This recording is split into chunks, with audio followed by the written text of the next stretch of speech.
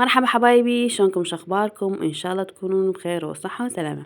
حبايبي فيديونا اليوم راح يكون فيديو من سلسلة من روتينات تنظيف وترتيب البيت قبل رمضان. بالبداية بنات راح نبدأ هنا بهذا طبعا هنا مثل كنتور بخلي بيه المواعين اللي تكون الخضار فقط. شوفوا بهذا الشكل أنا مخليته، طبعا صار فترة ما مرتبتهن ويعني صار بيهن خربطة، وحبيت أرتبهن أيضا قبل رمضان.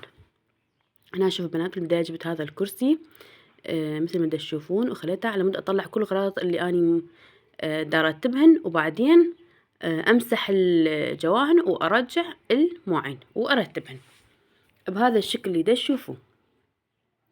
طبعا بنات تكون سلسلتي يعني يومية شوية، يعني مو كل البيت فد مرة أرتب وأنظف، لا بالبداية طبعا هذا كان كلش مخربط، فحبيت بالبداية يعني يومية شوية فراح يصير لكم سلسلة من روتينات وفيديوهات كل يوم فد فيديو، كل يوم فد مكان أرتبه وأنظفه. أنا شوف البداية جبت الوصلة وهذا منظف على مود أمسح بيه الخشب هذا الشكل اللي تشوفوه.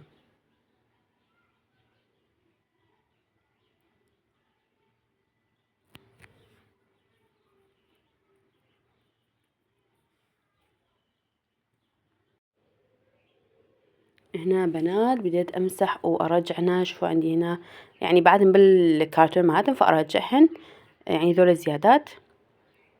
هنا استرعت الفيديو بشكل سريع أرتب وأمسح وأنظف. هنا عندي قرية زيادة، هاي الخواشيق اللي عندي إياهم طبعا هذول مالت الضيوف، أو أكو أدوات مالت الكيك. هنا راح أطلع المواعين اللي تشوفوهن. طبعا صار فترة كلش لأن وقت امتحانات ومشغولين، فصار هنا هوسة هذا الشكل اللي تشوفوه. هسه هنا يعني طلعتهن، هنا راح أرتب. هنا شوفوا هاي المواعين اللي تكون مالت الكيك، الفرفوري، مالت الفرن، هنا كل رتبهن بهذا الشكل.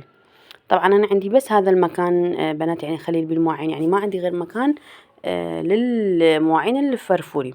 هنا شوفوا كلهن الكاسات، المواعين كلهن الفرفوري هنا خليتهم بهذا الشكل اللي تشوفوه. هاي الثريد يعني يكون المواعين اللي تكون حجمها كبير. هنا شوف هاي المواعين اللي تكون المرقة والتمن راح يعني أعزلهن اللي كلهن لون واحد أخليهن بمكان، واللي ملونة بغير مكان آخر. هنا راح أصفطهن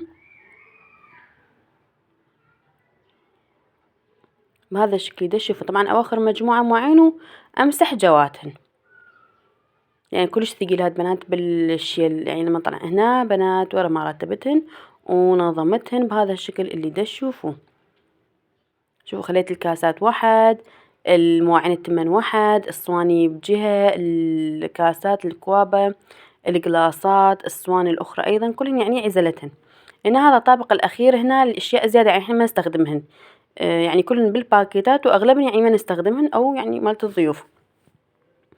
هنا خليت السفر، هنا المواعين كاسات، هنا السفر، الخواشيق، يعني كلن عزلتهن يعني بنات هاي كلها الخضار. بهذا الشكل حبايبي خلاص فيديونا، إن شاء الله تستفادون منه. مع